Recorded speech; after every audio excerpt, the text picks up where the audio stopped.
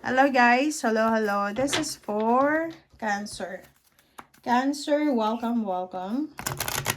Alamin natin kung anong messages, vibration, gabay, energy para sa lahat ng Cancer. Ano ba ang messages? Ano ba ang energy na kailangan nyong makuha this 2026? What to expect? Okay. So this is January, February, March, April, May, June. Okay. So, this is the first six cards natin. Alright. So, yung January mo, Cancer, is Ace of Wands. So, nakikita natin na pagpasok pa lang ng January, punong-puno ka na ng excitement. Maybe you're excited for a lump sum of money. You're excited for a relationship. You're excited for your travel. Excited ka para sa kung ano man yan na nakaka-excite na nararamdaman mo. So, this January, looking forward ka para sa pagbabago na mangyayari this year 2026. February, makikita mo dito yung Six of Pentacles. So, possible na may tulong ka na matatanggap. So, financial help, possible na may tutulong sa'yo na makahanap ka ng trabaho, may tutulong sa'yo para ma-resolve mo yung mga issues mo financially, or the other way around, pwedeng ikaw yung makakatulong. So, pagdating ng February, there's an opportunity na pwedeng matanggap mo na yung perang matagal mo nang hinihintay, or pwedeng matanggap mo na yung perang para sa'yo. Pagdating ng March, you will feel regrets. Okay? Punong-puno ka ng regrets pagdating ng March.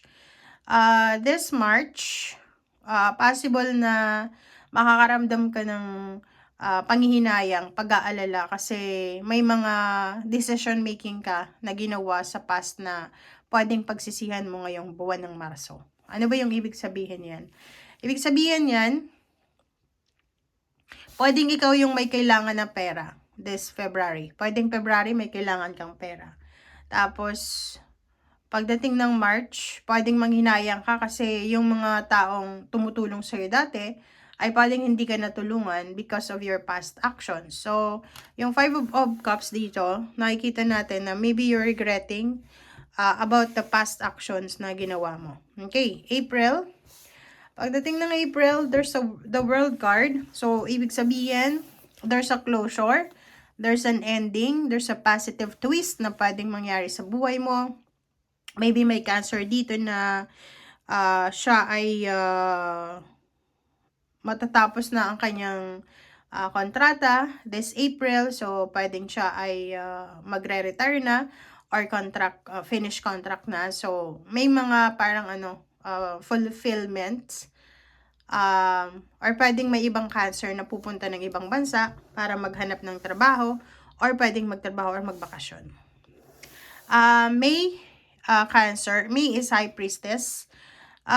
Dito sa barahang to, sinasabi ng barahan na kailangan mo daw na maging sensitive kasi sobra-sobra kang magiging emosyonal pagdating ng Mayo. Pagdating ng Mayo, pwedeng masyado kang magiging sensitive. So, pwedeng emotionally, masyado kang, yung mabilis kang magalit, mabilis kang mainis, mabilis kang magtampo. And there's so much hidden, maraming sikreto ang posibleng,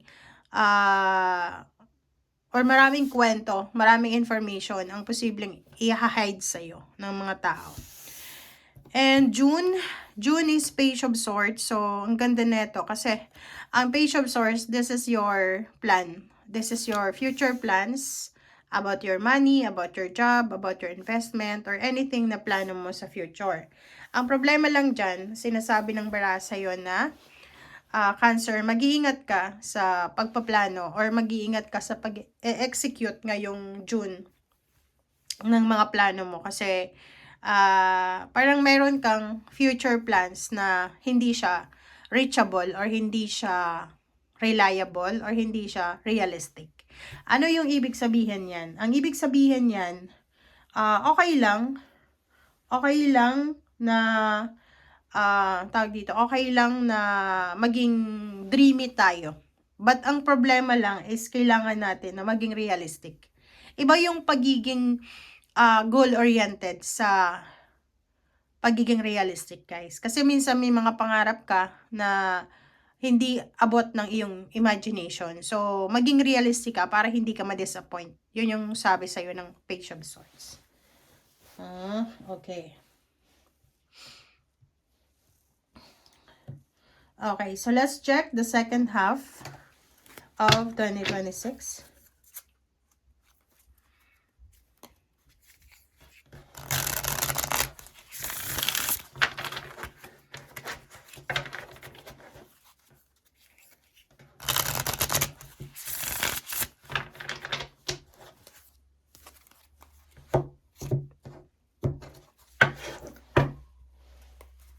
Okay. July, August, September, October, November, and December. Alright. Okay, yung second half mo naman, tingnan natin. Yung second half, this is July. July is the Devil card. So, this is Capricorn energy. Cancer, mag-iingat ka kasi there's a Capricorn energy here. There's a temptation coming para sa'yo, lalo na sa usaping pera. Like for example, wala kang pera sa first half ng 2026. And sobrang pagod na pagod ka na. Kasi ito, diba, 10 of Wands.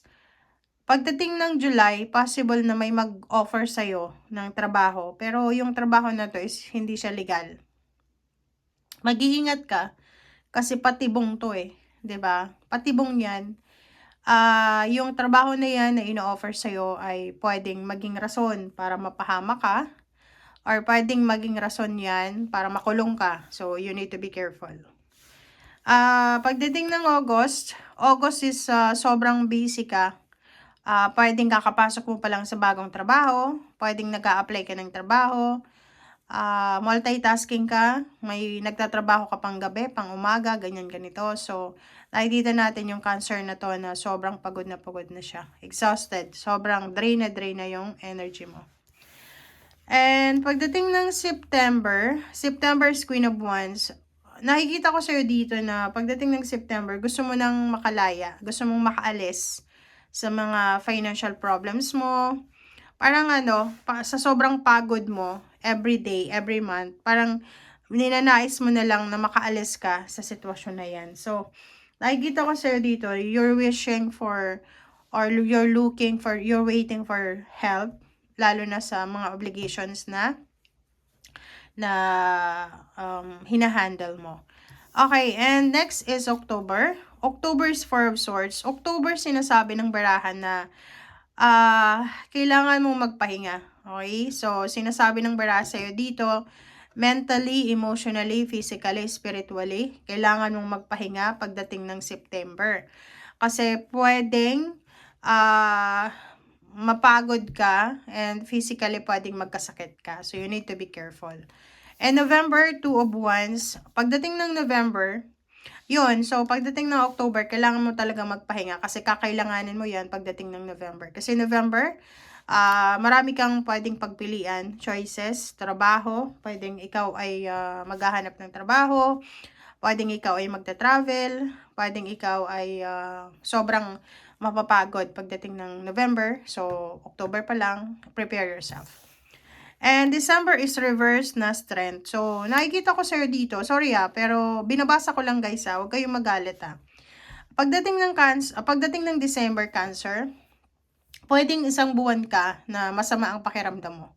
Pwedeng ikaw ay may sakit, sipon, ubo, or medyo nawawalan ka ng purpose. Parang medyo, mabilis kang magalit, mabilis kang magtampo pagdating ng December, and exhausted ka. Yung parang feeling mo, nawawalan ka ng interest. Parang ayaw mong mag-celebrate ng December, ayaw mong lumabas. Parang, kasi reverse yung strength mo eh. So, ibig sabihin, medyo, gusto mo nasa bahay ka lang, wala kang ginagawa, ganyan, ganito. Okay? Thank you guys. Bye!